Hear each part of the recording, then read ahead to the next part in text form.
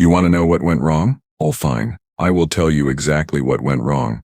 But do not expect me to sugarcoat it, and do not expect me to make our species look good in this particular report, because we absolutely, categorically did not deserve to look good. My name is Vrek. Yes, just Vrek. We do not bother with surnames on Kartheon Prime. I am, or rather I was, the head xenobiologist at Research Station Omega-7, which was, until 3 cycles ago, the most advanced biological study facility in the entire Kartheon Empire. Notice how I said was twice in that sentence. Yeah, there is a reason for that. It all started when we acquired a human specimen. Now, before you start making that clicking sound with your mandibles, that means you think I am an idiot. Let me explain something. Humans were, according to every single piece of intelligence we had gathered over the past solar year, supposed to be harmless, weak, slow to heal, emotionally unstable. Algers, Sero. Their planet had barely achieved faster-than-light travel, and even that was by accident when one of their scientists, some guy named Marcus Cole, sneezed into his quantum drive prototype and somehow made it work. I am not making that up. That is actually in the official records. So when the acquisition team brought one back from a standard observation mission near the Sol system, we were excited. Finally, a chance to study one of these bizarre carbon-based creatures up close, to understand how such a primitive species had managed to stumble into interstellar space. The human arrived in a standard containment pod, unconscious, dressed in what appeared to be recreational clothing, blue leg coverings they called jeans, a shirt with some incomprehensible text on it that said, "I survived the family reunion," and all I got was this lousy shirt and white foot coverings. No weapons, no armor, no technology of any kind. His name, according to the identification chip we found in his pocket, was Jake Morrison. Age 32. Occupation construction worker.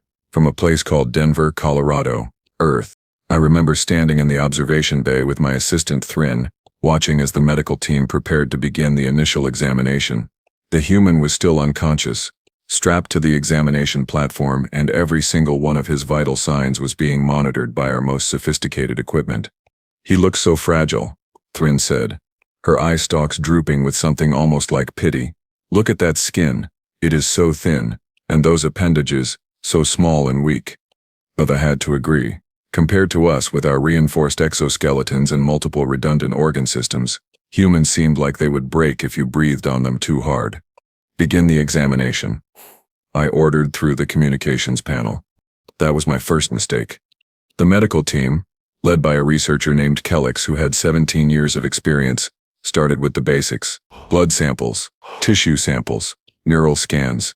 Everything was going according to protocol. Jake Morrison remained unconscious throughout the entire process, his breathing steady, his heart rate stable. Then Kellex decided to test the human's pain response. In hindsight, this was perhaps not the brightest idea, but in Kellex's defense, it was standard procedure for all new species.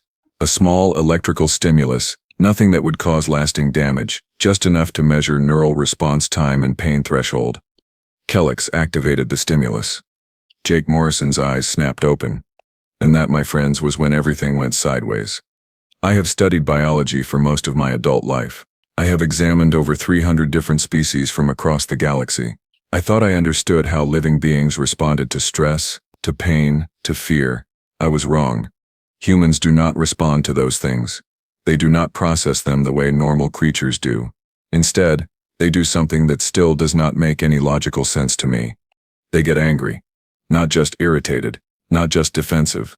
They get filled with this white-hot burning rage that overrides every single survival instinct, every logical thought, every reasonable response. Jake Morrison looked around the medical bay for maybe 2 seconds. 2 seconds to process that he was in a strange place, surrounded by alien creatures, strapped to a table, and had just experienced pain. Most species would have panicked. They would have tried to communicate, tried to negotiate, tried to understand the situation. Jake Morrison ripped his arms free from the restraints. Let me repeat that, because it is important. He ripped his arms free from restraints that were designed to hold creatures 3 times his size. The metal clamps did not unlock. They did not malfunction. He just pulled until the metal bent and broke. The sound of that metal breaking is something I still hear in my sleep sometimes. By the void, Thrin whispered beside me. That should not be possible. Kellex and the medical team froze. I could see it on their faces, that moment of confusion, that instant where their brains could not process what they were seeing, because it violated everything they knew about physics and biology. Jake Morrison sat up. The chest restraints were still holding him, but not for long. He looked down at them, then looked up at Kellex, and said something in his native language. I did not need a translator to understand the tone. It was not friendly. Then he grabbed the chest restraints with both hands and pulled them apart. The medical bay erupted into panic. Kellex stumbled backward, his manipulator arms flailing. The other two researchers, Pin and Gorath, ran for the door. Alarms started blaring throughout the station. And Jake Morrison slid off the examination table, stood on what should have been shaky legs after being unconscious for 6 hours, and cracked his knuckles, like he was preparing for physical labor instead of standing in an alien research facility surrounded by beings he had never seen before. Lock down the medical bay, I shouted into the communications panel. Security Protocol 7, now. The reinforced doors began to slide shut. Kellex made a run for it, trying to reach the exit before the lockdown completed. He almost made it, but Jake Morrison was faster. This is the part where I need you to really understand something about human physiology, because it becomes very relevant to everything that happened next. Humans evolved on a death world, and I do not mean that metaphorically. Earth has higher gravity than 73% of inhabited worlds. Its atmosphere is corrosive. Its weather patterns are violent and unpredictable. Its entire ecosystem is based on the principle of eat or be eaten, with everything trying to kill everything else at all times. So humans evolved to be persistence hunters. They are not fast in short bursts like the Krillix. They are not strong like the Horgath. But they have something more terrifying than either of those traits: endurance and adaptability, and a complete inability to recognize when they should give up. Jake Morrison caught Kellex by one of his manipulator arms and yanked him back from the closing door. Kellex let out a shriek, his body language screaming terror, and tried to break free. In response, Jake Morrison punched him. Just straight up punched him. Closed fist. Right in what we would consider the facial region. Kellex dropped like a sack of grain. I had never seen anything like it. Violence, yes. We have violence in the galaxy. But not like that. Not that immediate, not that decisive, not that effective. Pin and Gorath were still in the medical bay, trapped now that the doors had sealed. They pressed themselves against the far wall, their skin shifting to a defensive gray color, making high-pitched distress calls.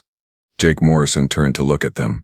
Then he looked around the medical bay, his eyes scanning over all of our equipment, all of our instruments, all of our carefully organized supplies. I could see him processing information, see him analyzing his situation. Then he smiled. Not a friendly smile. Not an amused smile.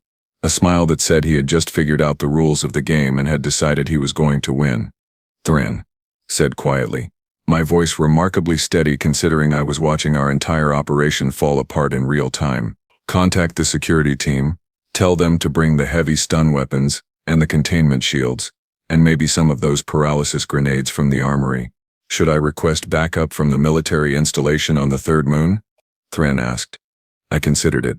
Pride made me want to say no, that we could handle one primitive alien with our own resources, but I had not survived 40 years in this profession by letting pride override common sense. Yes, I said, do that too. Jake Morrison walked over to one of our medical trays.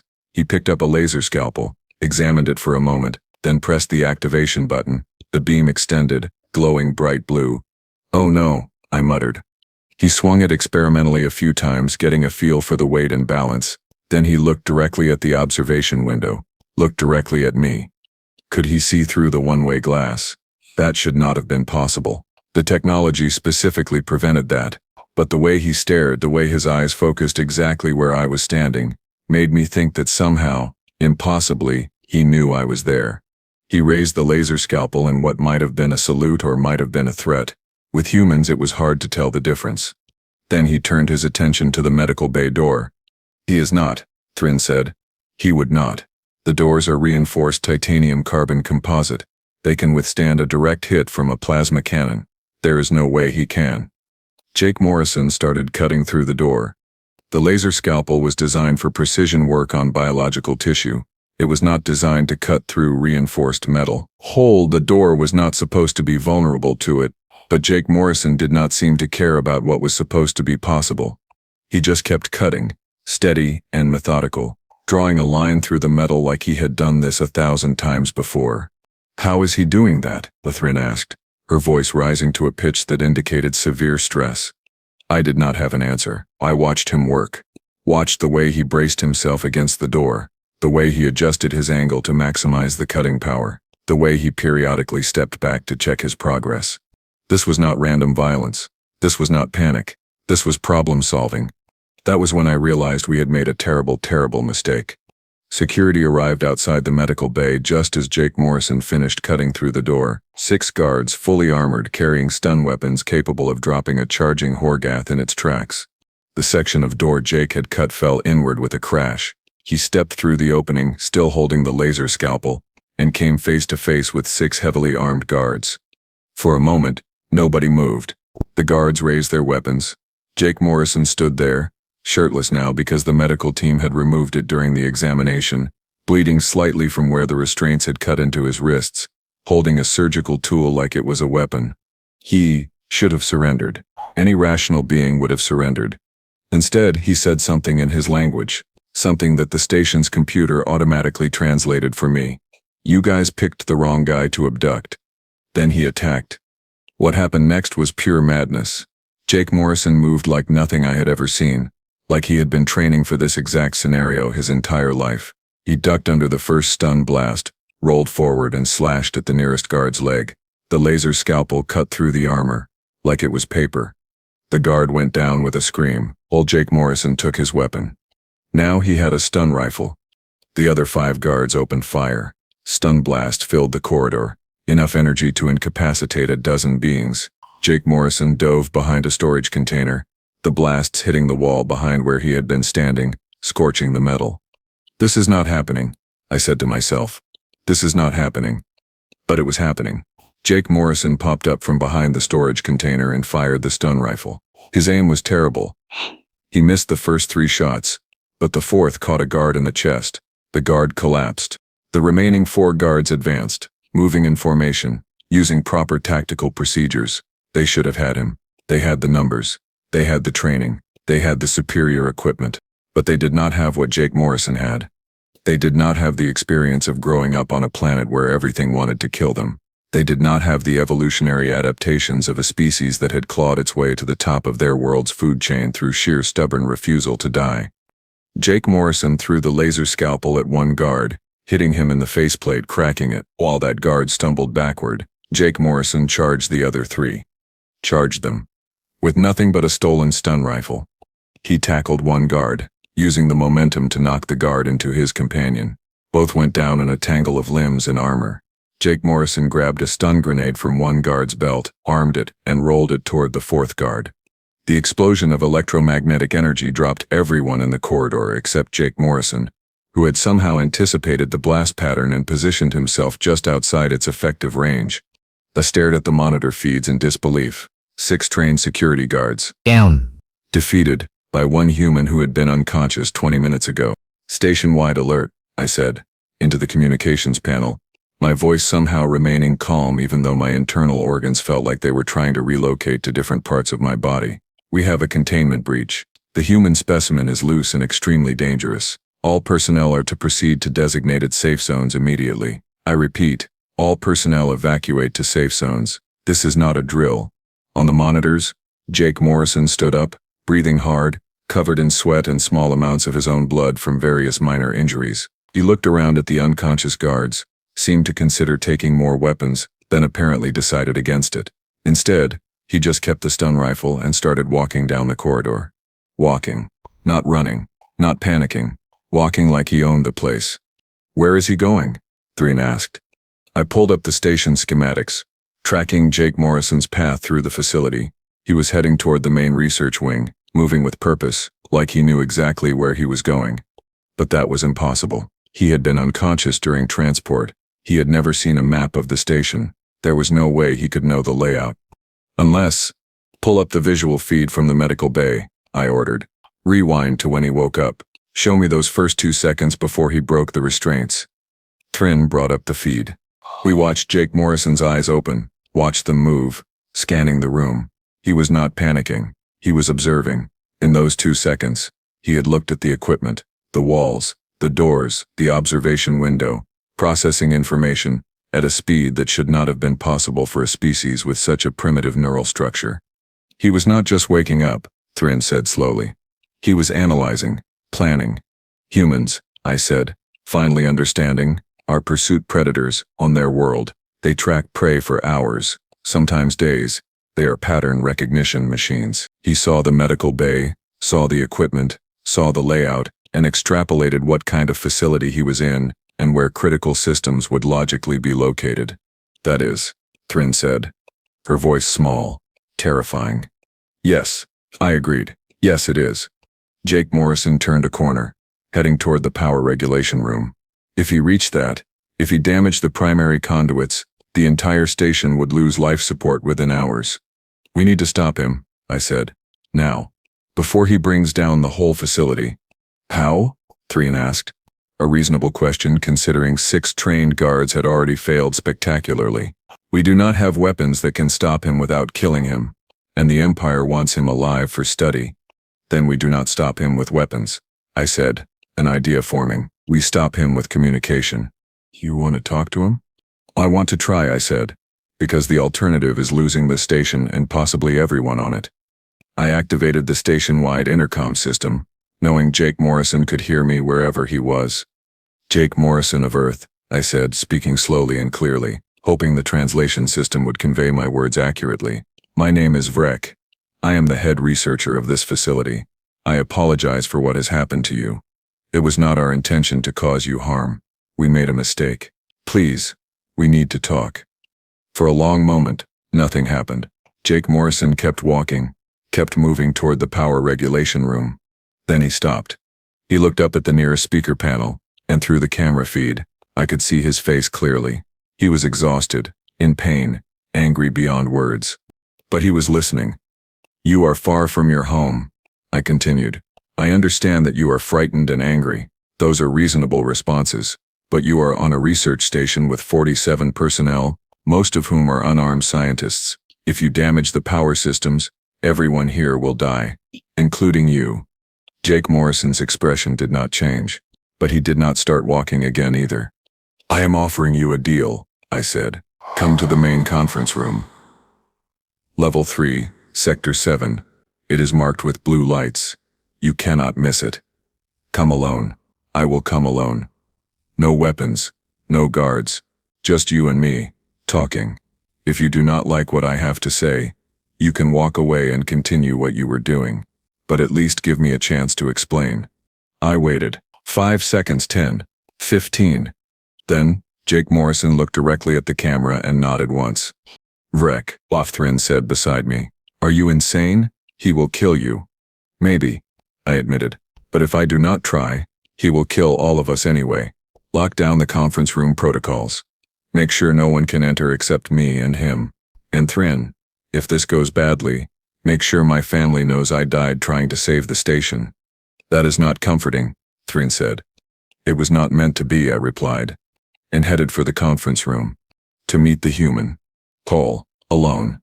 The walk to the conference room felt longer than any journey I had ever taken, which is saying something considering I once spent 6 months on a survey mission to the Outer Rim. Every step echoed in the empty corridors. Every breath seemed too loud and every part of my logical brain was screaming that this was the worst idea I had ever had. But I kept walking. The conference room was a simple space, designed for interdepartmental meetings and the occasional video call with Empire Command. Round table. 8 chairs, holographic display unit in the center. Walls made of transparent aluminum, which meant anyone walking by could see inside. I had specifically chosen this room because it offered no tactical advantages, no place to hide, no weapons, no ambush points. Just 2 beings talking. I entered first as promised, unarmed, alone. I stood at the far end of the table and waited. 3 minutes passed, then 5. I started to wonder if Jake Morrison had decided to ignore my offer and continue his path of destruction through the station. Would not blame him, honestly. From his perspective, we had kidnapped him, knocked him out, dragged him halfway across the galaxy, and then started poking him with sharp objects while he was unconscious. Yeah, we were definitely not winning any awards for first contact protocol. Then the door opened. Jake Morrison entered, still carrying the stun rifle, still shirtless, still looking like he had just fought his way through a military installation, which, technically he had. His eyes scanned the room in less than a second, checking for threats, analyzing exits, cataloging everything that could potentially be used as a weapon. Then those eyes locked onto me. I had thought I understood what fear felt like. I had been wrong. Fear was not the abstract concept I had read about in psychology texts. Fear was standing 3 meters away from a human who had just defeated 6 armed guards and knowing that absolutely nothing in this room could stop him if he decided I needed to die. "Please," I said, gesturing to the chairs. "Sit, or stand. Whatever makes you comfortable." Jake Morrison did not sit. He stayed near the door, keeping his escape route clear, the stun rifle held in a ready position. Smart. Tactical. This was not some primitive creature acting on instinct. This was an intelligent being making calculated decisions. "I am Vrek," I said, trying to keep my voice steady. "I am a xenobiologist. That means I study living creatures from different worlds. My job before today was to learn about the galaxy's various species, to understand how they evolved, how they think, how they survive." Jake Morrison said nothing, just watched me with those disturbingly focused eyes. "You are Jake Morrison," I continued, "age 32. From a city called Denver, on Earth. You build things for a living. Construction," the records said. "You were taken from your home world without permission, without consent, without any warning, and for that I am truly sorry." Still nothing, but I thought I saw something flicker in his expression. Not forgiveness, not trust, but maybe, just maybe, a willingness to listen. "We thought," I said, choosing my words carefully, "that humans were harmless. We thought you were a young species, barely capable of space travel, no real threat to anyone. We thought bringing you here for study would be like examining any other primitive life form. We were wrong. Spectacularly, catastrophically wrong." "You think?" Jake Morrison said, finally speaking. His voice was rough. Probably from exertion and stress, but the translator caught it perfectly. "You kidnapped me. You knocked me out. You strapped me to a table and started cutting into me. What the hell did you expect to happen?" "Compliance," I admitted. "We expected you to be frightened, confused, helpless. Every other species we have encountered has responded that way to capture. Fear leads to submission. Submission leads to cooperation. That is how the galaxy works." "Well, I got some bad news for you, pal," Jake Morrison said, and I swear there was almost something like humor in his voice. "Almost. Humans do not work that way. You want to know what happens when you hurt a human, when you scare a human, when you make a human feel trapped and threatened? I think," I said slowly, "I have seen a demonstration." "That was me going easy," Jake Morrison said, and I felt my internal temperature drop several degrees. "That was me confused and disoriented, and not at full strength. You want to see what happens when a human is actually trying, when we have time to plan, when we get organized? I did not want to see that. Nobody in their right mind would want to see that." "I believe you," I said, "which is why I am offering you this deal. I will send you home, back to Earth, back to Denver, back to your life. I will personally ensure that every record of your capture is erased. As far as the Empire is concerned, this mission never happened. You were never here. We never met. You go back to building your structures and living your life, and we pretend this entire disaster never occurred." Jake Morrison tilted his head slightly, considering, "What is the catch?" "Smart question." "Of course there was a catch." "The catch," I said, "is that you have to leave now. Immediately. Before anyone in Empire Command realizes what has happened here, before they send military ships to investigate, before this turns into an interstellar incident that could result in war between your species and mine." "War," Jake Morrison repeated, and then he did something that made my blood run cold. He laughed. Not a nervous laugh, not a bitter laugh. A genuine amused laugh, like I had just told him the funniest joke he had ever heard. "You think," he said, still chuckling, "that Earth would lose a war against your empire? We have thousands of worlds," I said, "millions of ships, weapons that can crack planets, technology that is centuries ahead of yours." "Yes, Jake Morrison, I think Earth would lose. Badly. Maybe, Jake Morrison said, his laughter fading. Maybe you are right. Maybe your empire would win. But you know what? You would not enjoy the process. Because humans, we have this thing we do. When someone bigger and stronger comes along and tries to push us around, we do not fold. We do not surrender. We dig in. We fight back. We make it so expensive, so painful, so absolutely not worth it, that the other side wishes they had never started the fight in the first place. I opened my mouth to argue, then closed it. Because I had seen the recordings. I had watched Jake Morrison fight his way through this station, and I had no doubt, none whatsoever, that he was telling the truth. So here is my counteroffer, Jake Morrison said. You send me home, like you said, but you also make sure that nobody from your empire ever comes near Earth again. No observation missions, no research expeditions, no accidental flybys. Nothing. You leave us alone, completely, forever. I do not have the authority to make that promise. I said. Then get someone who does, Jake Morrison replied. Because here is what happens if you do not. I go back to Earth. I tell everyone what happened. My government, my military, every news organization that will listen, and yeah, maybe some people will not believe me, but some will, and those people will start preparing. They will start building weapons. They will start developing countermeasures. They will start planning for the day when your empire shows up again. He stepped closer, the stun rifle still in his hands but not quite pointed at me anymore. And when that day comes, he continued, when your ships arrive in our solar system expecting to find a bunch of primitive aliens you can push around, you know what you will find instead. You will find humans who have had time to get ready, humans who are angry, humans who are scared, whole humans who are scared, and scared, angry humans with advanced technology. That is a problem you do not want to have. The worst part was, he was absolutely right. Wait here, I said. I need to make a call. I activated my communication device, the one that connected directly to my supervisor on Kartheon Prime.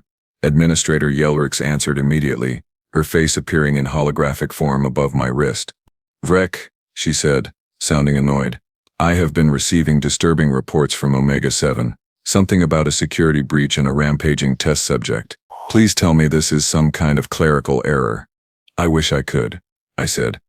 But no. The human specimen has escaped containment and has demonstrated combat capabilities far beyond our initial assessment. Yelrix, we need to abort this entire operation. Immediately. Abort? Yelrix's eye stalks drew back in surprise. You want to abort a project that has consumed 2 years of planning and significant resources because one test subject got loose? Get security to handle it, and resume the research. The security already tried. 6 guards, all down. The human is currently in the conference room with me. And he is offering us a deal. A deal? Yelrix looked like she could not decide whether to laugh or scream. The test subject is negotiating? Yes, and I strongly recommend we accept his terms. Let me speak to him, Yelrix said. I turned to Jake Morrison. My supervisor wants to talk to you. She has the authority to make decisions about Earth policy. Jake Morrison shrugged, put her on speaker. I adjusted the hologram so Yelrix could see the human and vice versa. For a moment they just stared at each other, a high-ranking official of the Kartheon Empire and a construction worker from Denver, Colorado. So, Jake Morrison said, you are the one in charge? I am Administrator Yelrix, she said stiffly. I oversee xenobiological research for this sector. And you are the human who has caused considerable property damage to one of our facilities. Yeah, well, you started it, Jake Morrison replied. You kidnapped me. I am just trying to get home. We were conducting legitimate scientific research, Yelrix said. Without my consent. That is called kidnapping, where I come from. Pretty sure it is illegal in most places. We are the Kartheon Empire. We do not answer to the laws of primitive worlds. Oh no, wrong thing to say. I could see Jake Morrison's expression harden, see his grip tighten on the stun rifle. Yelrix, I said quickly. Perhaps we should focus on finding a solution rather than debating jurisdictional matters. The solution, Yelrix said, is simple. The human returns to containment. We complete our research. Then we administer a memory modification treatment and return him to his world. No harm done. Except for the kidnapping part, Jake Morrison said. And the whole cutting me open part, and the fact that I will never forget this. No matter what you inject into my brain, You would prefer we keep you permanently? Yelrix asked. I would prefer, Jake Morrison said, his voice going cold, that you leave Earth alone, forever. No more abductions, no more research missions, no more anything. You pretend we do not exist. We pretend you do not exist. Everybody goes home happy. That is not acceptable, Yelrix said. Earth is in our designated research zone. We have claims to that sector. Then unclaim it, Jake Morrison said. Because I promise you, if your empire keeps messing with Earth, things are going to get ugly. Are you threatening the Kartheon Empire? Yelrix's skin flushed to an angry purple color. I am explaining reality, Jake Morrison said. You think humans are primitive? Fine. You think we are weak. Okay. But we are also really, really good at holding grudges. And we remember everything. So when your next research ship shows up near Earth, and my government shoots it down, and your empire decides to retaliate, and suddenly you are fighting a species that would rather die than surrender, remember this conversation. Remember that I tried to warn you. Silence. Long, uncomfortable silence. Then Yelrix said, You make a compelling argument. Vrek, return the human to his world, full memory intact, and update our star charts. The Sol system is hereby designated as restricted space. No Kartheon vessels are to enter within 50 light years of that location. Thank you, I said, relief flooding through me. Do not thank me yet, Yelrix continued. This incident will require extensive reports and explanations, and probably a review board. Your career might not survive this, Vrek. I will take unemployment over starting an interstellar war, I said. Yelrix's hologram flickered off. I turned to Jake Morrison, who was looking at me with an expression I could not quite read. So I said, we have a ship that can take you home. Small, fast, no weapons, just a transport. I will program it to drop you off exactly where we found you. 36 hours travel time. 36 hours stuck on a ship with you aliens? Jake Morrison asked. No, 36 hours alone. The ship is automated. You just sit back and wait. Works for me. He paused, then asked, What happens to you? Your boss sounded angry. They made a gesture that roughly translated to a shrug. I will probably lose my position, maybe get demoted, possibly reassigned to counting algae samples on some remote outpost, but I will be alive, and that is more than I can say for what would have happened if this had escalated. Salmatic sakes of Ortursh. Sawad. Jake Morrison actually smiled at that. Small smile. Tired smile. But genuine. For what it is worth, he said, you are all right, for an alien who kidnapped me and all. That is possibly the kindest thing anyone has said to me today. I replied, Come on. Let me show you to the transport bay. We walked through the station together, past the unconscious guards, past the damaged doors, past all the evidence of his rampage through our facility. Personnel watched from behind sealed doors, their faces pressed against windows, staring at the human who had single-handedly turned our research station into a combat zone. The transport ship was small, as promised, barely large enough for one person, but it had life support, food synthesizers, basic entertainment systems, and a navigation computer locked onto Earth coordinates. Jake Morrison climbed inside, then turned back to look at me one last time. Hey Vrek, he said, one more thing. Yes? If you ever do decide to visit Earth, do it properly. Send a message first. Land somewhere public. Do not sneak around. Humans are a lot more friendly when you treat us like equals instead of lab rats. I will remember that, I said. Safe travels. Jake Morrison. Yeah, you too. The door sealed. The engines powered up.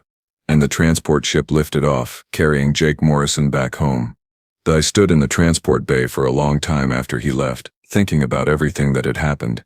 Thinking about how close we had come to disaster, thinking about how much I had learned about humans in the span of a few hours. Thrin found me there eventually.